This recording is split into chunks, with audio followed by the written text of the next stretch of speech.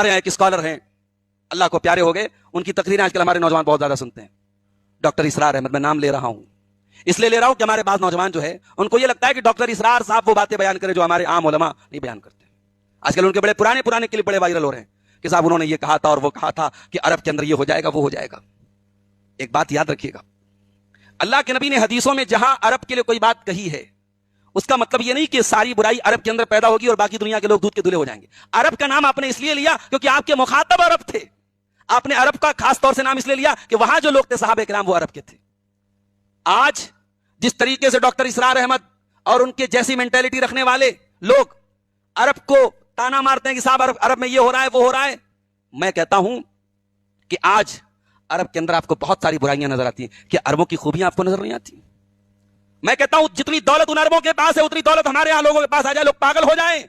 اتنی دولت کے باوجود آج بھی عرب کے, خاص طور سے اگر ہم سعودی عرب کی بات کریں, ایک بڑی تعداد الحمدللہ وہاں توحید پر قائم ہے. نماز کی پابندی کی جو مثال آپ کو وہاں ملے گی دنیا کے کسی کونے میں نہیں ملے گی. اخلاق جو ملے گا, ڈاکٹر عبدالرزاق البدر مدینہ کے ایک بڑے عالم دین, ایک بہت بڑے محدث کے بیٹے, ان کا ڈرائیور ہندوستان کا رہنے والا تھا, باپ بیمار ہو گیا, کسی چیز کو آپریشن تھا.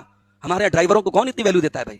ڈاکٹر عبدالرزاق البدر اپنے اس ڈرائیور کے باپ کی حال چال لینے کے لیے بغیر بتائے اچانک فلائٹ سے آتے ہیں ہندوستان اور ڈائریکٹ اس ہاسپٹل میں پہنچتے ہیں اور اپنے اس ڈرائیور کے باپ کی حال چال لیتے ہیں, اس کے دوا علاج کا پورا خرچ اٹھاتے ہیں. یہ اخلاق آپ کو آج عرب میں ملتا ہے میرے ساتھی.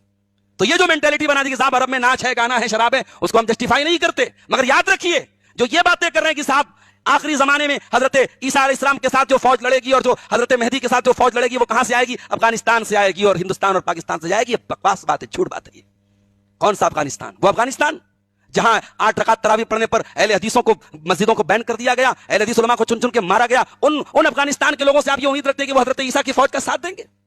بکواس بات ہے.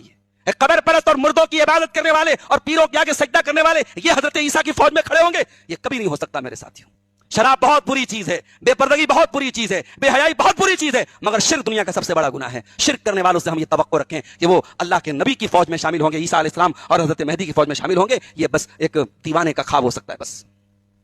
تو یہ بات ہمیں یاد رکھنی چاہیے.